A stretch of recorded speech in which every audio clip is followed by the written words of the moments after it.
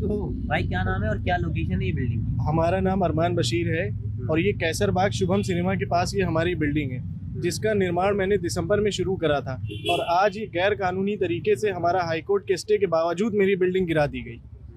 इतने के लिए मुझे एलडीए की 6 एनओसी ला करके दे दी, अलग अलग विभागों की जो एलडीए से जुड़े हुए हैं, और मेरा भरोसा जीता। कहा कि देखो मैंने तुम्हारी एनओसी करा दी है और मैं तुम्हारा नक्शा भी जल्द से जल्द करा दूंगा और तुम कंस्ट्रक्शन करते रहो, कंस्ट्रक्शन ना रोकना। ये कह के मुझसे कंस्ट्रक्शन करवाता गया। जब कंस्ट्रक्शन 2 फ्लोर हो गया तो मुझसे कह रहा है कि अब 15 लाख रुपए तुम्हारे और लगेंगे क्योंकि तुम्हारा कंस्ट्रक्शन हो गया है। मैंने कहा आपने 12 लाख का एस्टिमेट बताया था, अब अचानक से 15 लाख मैं आपको और कहाँ से दूँ?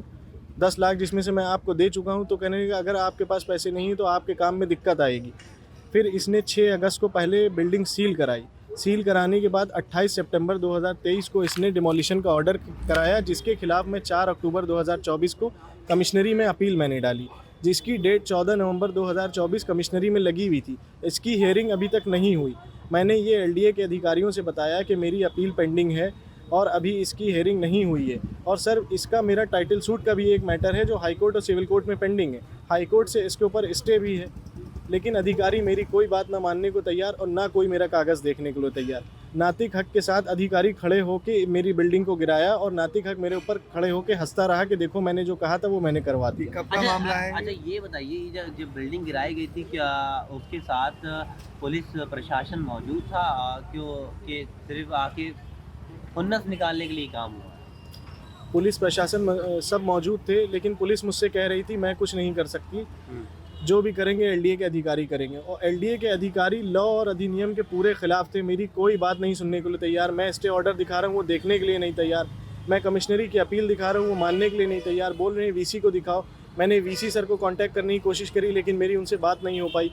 मैं उनसे रिक्वेस्ट करता रहा कि सर मेरा स्टे है, आप गलत तरीके से मेरी बिल्डिंग गिरा रहे हैं, लेकिन वो मेरी एक ना बात को माने। और जो नातिक हक ने उनको ओबलाइज करा, पैसे दिए, क्या दिया ये मुझे नहीं पता, लेकिन वो पूरी नातिक हक की बात को मानते हुए मेरी बिल्डिंग गिराते रहे।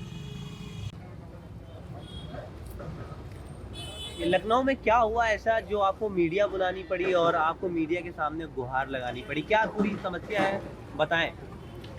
सर मेरी बिल्डिंग आज गैर कानूनी तरीके से ध्वस्तीकरण इसका हुआ है। ये निर्माण मैंने दिसंबर में स्टार्ट करा था, तो दिसंबर में यहाँ पे एक नातिक हक नाम का हमारे जानने वाला था, तो वो आता जाता था। वो एलडीए का दलाल अपने आप को बताता था और कहता था कि हम तुम्हारा नक्शा करा देंगे बहुत अच्छे से, हमारी वहाँ पे अच्छी जान पहचान है। तो मैंने उस पर भरोसा करके उसको नक्शे का काम दे दिया था और लमसम 12 लाख रुपए उसने मुझे इसकी कॉस्ट बताई थी।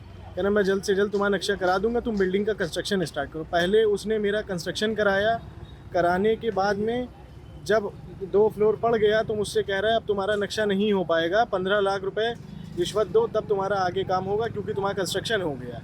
और कंस्ट्रक्शन भी उसने खुद कराया। जब मैंने कहा कि मैं तुम्हें 10 लाख रुपए दे चुका हूँ तो अब किस बात के पैसे दें, तो कहने नहीं तो फिर तो तुम्हारी बिल्डिंग का ध्वस्तीकरण हो जाएगा। यही करते इसने एलडीए के अधिकारियों को सब आपस में सेट करके हमारी बिल्डिंग का आज गैर कानूनी तरीके से इसका ध्वस्तीकरण कराया। हालांकि हमारी जो ध्वस्तीकरण के खिलाफ हमारी अपील कमिश्नरी में पेंडिंग है, जिसकी डेट 14 नवंबर 2024 लगी हुई है और इस पर हाई कोर्ट से भी स्टे है। लेकिन ये अधिकारी को जब हमने बताया तो अधिकारी हमारी बात सुनने से इनकार कर दिया। मैंने अधिकारी से कहा कि आप लॉ के अगेंस्ट जाएंगे, तो अधिकारी कहने लगे कि आप वीसी से बात करिए। मैंने कहा कि आप वीसी लॉ के अगेंस्ट जाएंगे, तो वो मेरी बात सुनने से इनकार कर दिया उसने।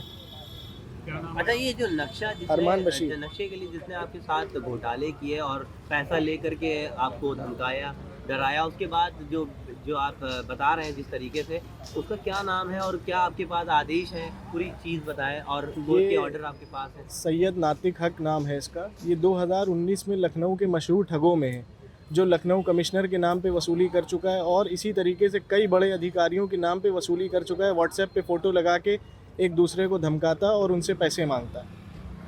इसके खिलाफ हजरतगंज थाने में लगभग 9 मुकदमे दर्ज हैं। अच्छा, इस जो आपने पैसे दिए हैं लगभग 12 लाख 10 लाख रुपए आप बता रहे हैं, ये क्या ये जो मैंने इसे 1-1 लाख 2-2 लाख 50,000 10,000 करके लमसम 10 लाख रुपए दे दिए थे, जिसमें हमने 3-4 लाख रुपए इसको ऑनलाइन दिए थे और बाकी नगद दिए थे। इसने आपका क्या काम कराया? मतलब इसमें आप एनओसी या कुछ? इसने जो है हमारा एलडीए की 6 एनओसी ला के दी और मेरा भरोसा जीता कि देखो मैंने तुम्हारी एनओसी 1 महीने में करा दी है, मैं तुम्हारा नक्शा भी करा दूंगा।